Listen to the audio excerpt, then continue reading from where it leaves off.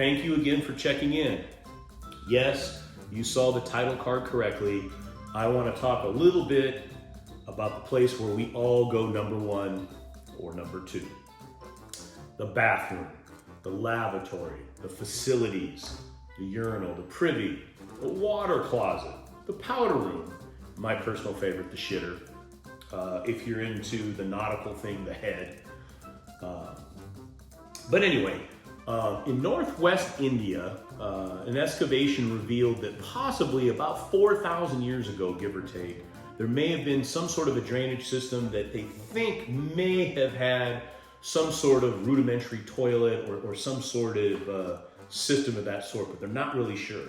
Most historians agree that either the Scots in a Neolithic settlement about 3000 BC or the Greeks in 1700 BC at the Palace of Knossos.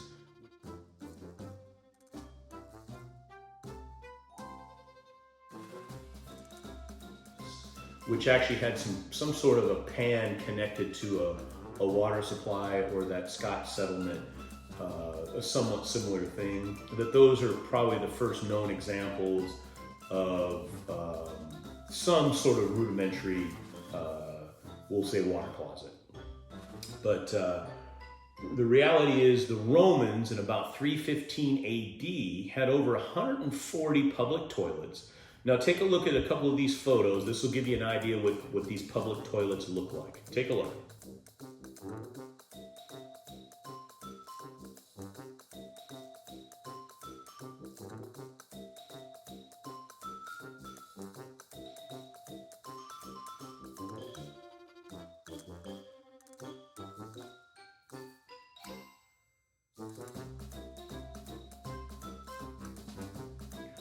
Now these were places, this was a social event when you had to go. You actually met your pals there.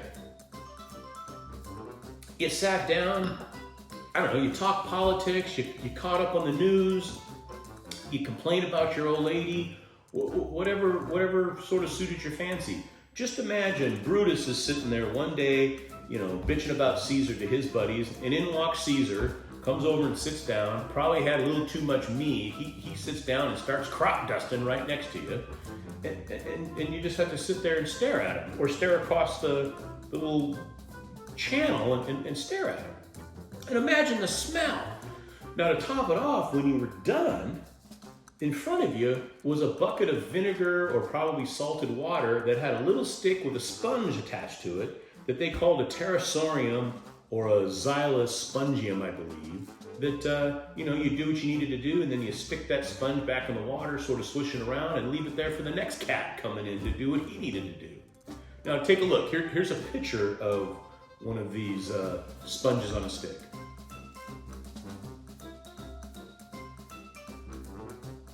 Can you imagine? Now, an interesting thing about the sponge on a stick, this pterosorium, we believe that this may be where the idiom, the shitty end of the stick, or which morphed into the short end of the stick, came from. Imagine it's late at night, you wake up, again, maybe you've had a little too much meat or grog, and you gotta go hit the head. Well, they don't have lights, so you gotta go staggering in there. You sit down, you're doing your business, and unfortunately, because it's dark and maybe all you have is a little candle, you don't notice that the last cat that was in there didn't put the sponge end into the bucket, he put the stick end into the bucket. So you reach over and grab, and what do you grab? A messy sponge. It's unbelievable. But this is how we lived. This is basically what we did. Now, you flash forward to medieval times, which is probably, late 1200s to the 1400s, realistically somewhere in there. And now we're starting to use what are called potties, because they're named after the pot that we used to do our business in and then just sort of chuck it out the window, which is where the term, for those of you who have children, everybody always says, do you have to go potty? Well, that's where that phrase comes from, medieval times.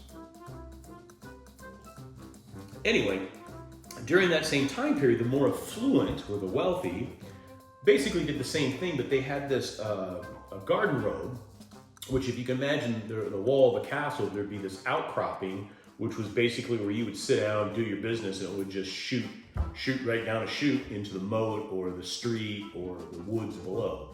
To take a look, here's a picture of what I'm talking about.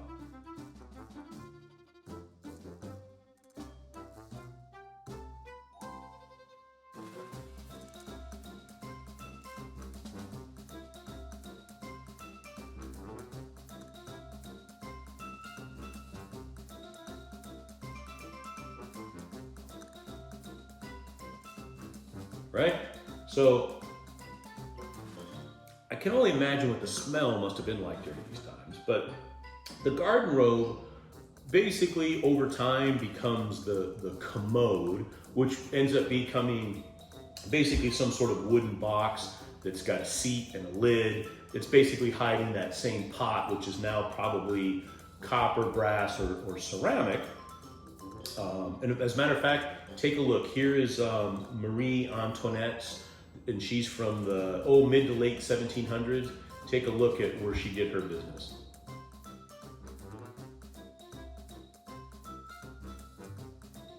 So obviously, they, just like anything like the Kardashians, they get jewel-encrusted commodes.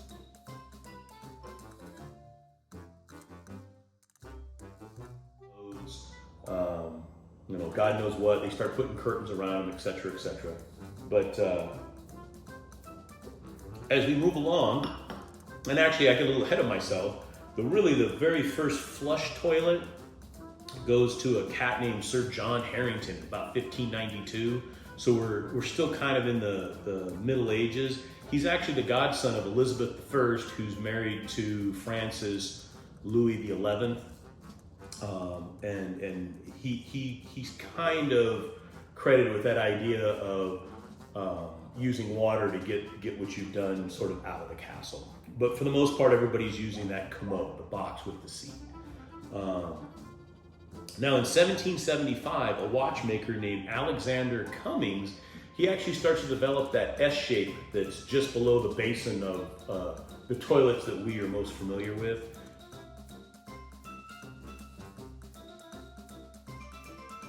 Now we're starting to get into the modern toilet as we sort of think of it.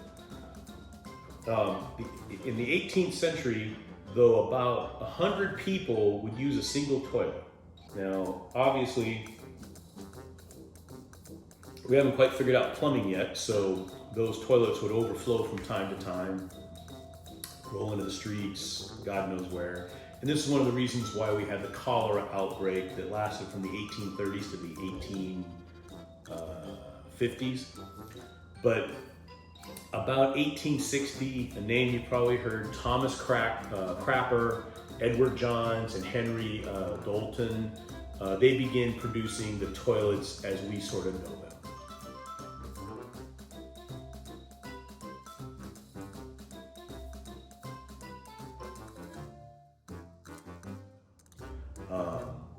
And they sort of graduate all the way up to the amazing ones that are made of gold, that have heated seats, that flush themselves, etc., etc., etc.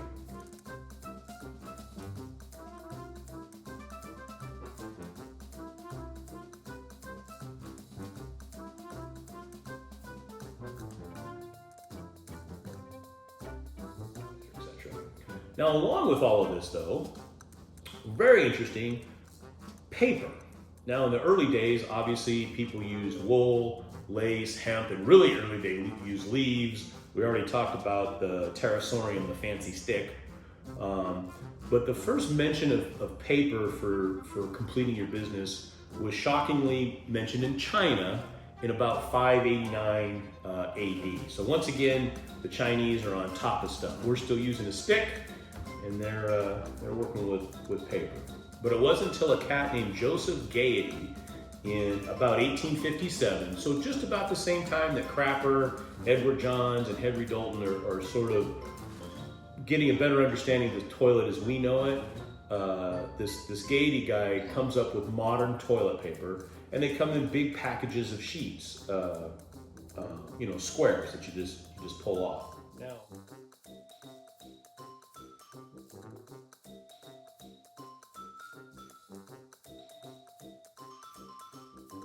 Now, It wasn't until 1890 that the Scott Paper Company came out with paper on a roll, kind of how we know it today. But check this out. Just check this out. It wasn't until 1930 that toilet paper was splinter-free. Splinter-free, 1930. We've already gone through World War I. We're heading into the Depression. We have electricity, cars, airplanes, tanks.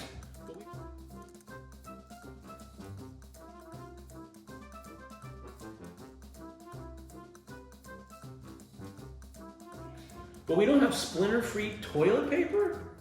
It was the Northern Tissue Company that came up with it. And we all know Quilted Northern. They still exist today, though I'm not sure who exactly owns them. But it wasn't until 1930. And of course today now we have baby wipes and all kinds of other things. And I won't bore you to tears over the 20 or 30 years about how paper doesn't break down and creates clogs and things. But an interesting little side note, in 1973 was actually a toilet paper shortage caused by this Wisconsin congressman named Harold, I think, Froelich. He was on Johnny Carson, and he represented an area that had a lot of paper mills and things of that nature, and he offhandedly mentioned that there could be a paper shortage, which created a toilet paper shortage that lasted for several months. Sound familiar? Did to me, but anyway, I thought that was kind of interesting. I hope you did too. Especially, again, I was blown away about the splinter-free toilet paper, 1930. Just look up 1930 and think about, we had movies. I just don't understand how it took us that long to figure it out. But alas, it did. So anyway, look some of it up. I think it's kind of interesting. Hopefully, at a minimum, you at least made you smile, this video. But in this world, when you can be anything in the world you want to be, you be kind, you be humble, you be forgiving, and you be melting snow. Bye-bye.